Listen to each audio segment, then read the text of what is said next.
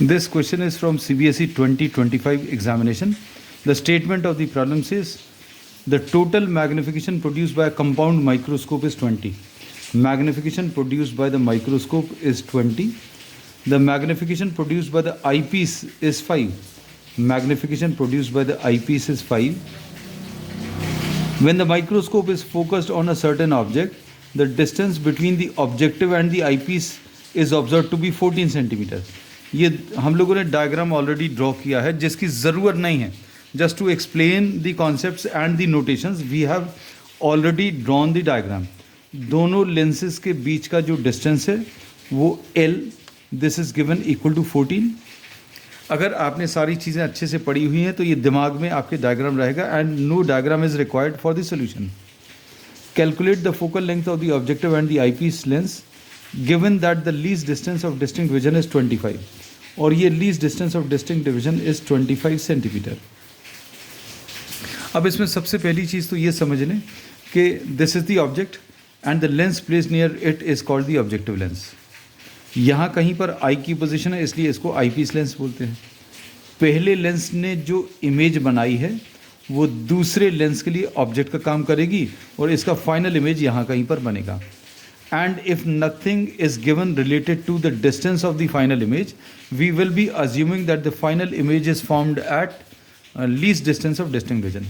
मतलब maximum magnification कब मिलता है माइक्रोस्कोप में? when the final image is formed at D. और ये D की वैल्यू 25 दिया हुआ है तो ये एक assumption रहेगा. अब magnification of the microscope is equal to magnification of the objective into magnification of the eyepiece. अब ये मैग्निफिकेशन 20 दिया हुआ है, MO दिया नहीं है, ME की वैल्यू 5 है और इसको अगर अभी हम लोग सिंप्लीफाई करें तो MO की वैल्यू 20 डिवाइडेड बाय 5 आ जाएगी और ये सिंप्लीफाई करने पर this will be equal to 4. So magnification of the objective we have found this is equal to 4. अब इसके बाद magnification of the eyepiece, the maximum magnification of the eyepiece, इसका formula 1 plus D upon FE है. Magnification of the eyepiece ये कितना 5 दिया है is equal to 1 plus D की वैल्यू 25 डिवाइडेड बाय FE. तो इससे अभी हम लोगों को FE की वैल्यू मिल जाएगी. इसको इधर ट्रांसफ़र करें तो 5 minus 1 this is equal to 25 upon FE. तो इससे FE की वैल्यू 25 बाय 4 आ गई. अब FE आने के बाद now we will be applying the formula 1 upon F is equal to 1 upon V minus 1 upon U. और ये किसके लिए लगाएंगे? आईपीस के लिए. We will be applying this formula for the eyepiece. अब आईपीस के लिए अगर लगा रहे हैं तो इसको FE लिख दिया, इसको VE लिख दिया, इसको UE लिख दिया. अब इसमें 1 अपॉन FE की वैल्यू 25 बाई 4 पॉजिटिव रहेगा. ये पॉजिटिव क्यों रहेगा? Because this is a convex lens is equal to 1 upon VE. The final image is formed at 25 centimetre. ऐसा अज्यूम करेंगे the final image is formed at 25 centimetre. तो ये 25 है. The final image is formed at 25 centimetre. So this is minus 25. Minus 25 क्यों? आई piece के left side पर ये image बन रही है माइनस 1 अपॉन UE. अब इसको अगर आप सिंप्लीफाई करें तो सिंप्लीफाई करने पर क्या मिलेगा? 1 अपॉन UE. 1 अपॉन UE इसको इधर ले आए तो पॉजिटिव हो जाएगा is equal to minus 1 by 25. ये तो ये लिख लिया.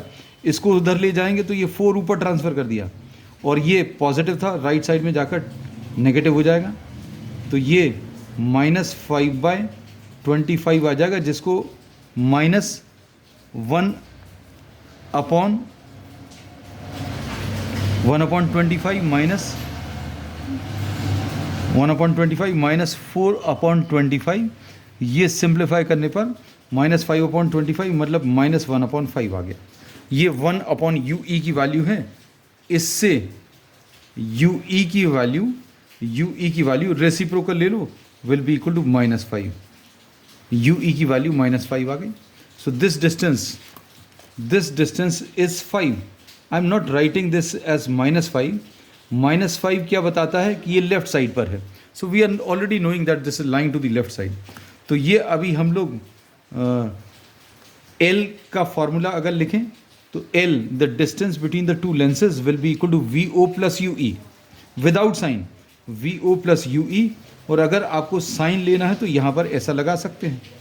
अब इसमें distance between the two lenses ये 14 दिया है, VO ऐसा ही लिख लिया, UE की वैल्यू विद मॉड्यूलस साइन अगर लिखें या डायरेक्टली आप ऐसा लिख सकते हो. चूंकि ये डिस्टेंसेज हैं, इन दोनों को ऐड करने पर ये मिल रहा. So you know need of putting the science. या फिर अगर साइन रखना है तो ये ऐसा लिख लें. तो दिस विल बी +5. तो इससे VO की वैल्यू 14 - 5 यानी 9 आ जाएगा. So we have got the value of VO. अब VO आने के बाद अब हम लोग मैग्निफिकेशन का फॉर्मूला यूज़ करेंगे. किसका?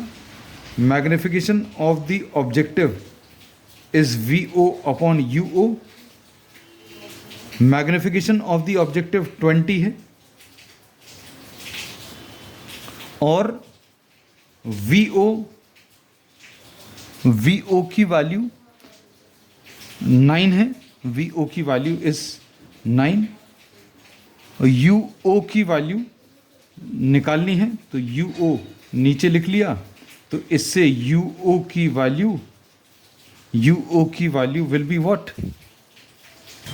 ये क्या कुछ गड़बड़ हुआ? अच्छा, ये MO की वैल्यू 4 है. This is 4. तो इससे UO की वैल्यू अभी हम लोग निकाल सकते हैं and this UO will be equal to 9/4. तो हम लोगों को UO की वैल्यू मिल गई. This is UO and VO is also known. You can find out FO. तो FO निकालने के लिए अभी हम लोग क्या फॉर्मूला यूज़ करेंगे? 1/FO is equal to 1/VO minus 1/UO. 1/FO is equal to, अगर आप सिंप्लीफाई करें, 1/VO. VO is towards the right side, इसलिए VO को अभी हम लोग प्लस लिखेंगे. This is 1/VO will be 9 minus 1/UO. UO की वैल्यू 9/4. लेकिन ये UO कहाँ पर है? Towards the left side of this lens. तो इसलिए इस UO को अभी हम लोग -9/4 लिखेंगे. तो ये सिंप्लीफाई करने पर 1/9 प्लस 4/9 आ जाएगा. और इसको फर्दर अगर आप सिंप्लीफाई करें तो 1/FO की वैल्यू 5/9 यानी कि FO की वैल्यू 9/5 आ जाएगी. सो this is one answer FO and this is the other answer FE.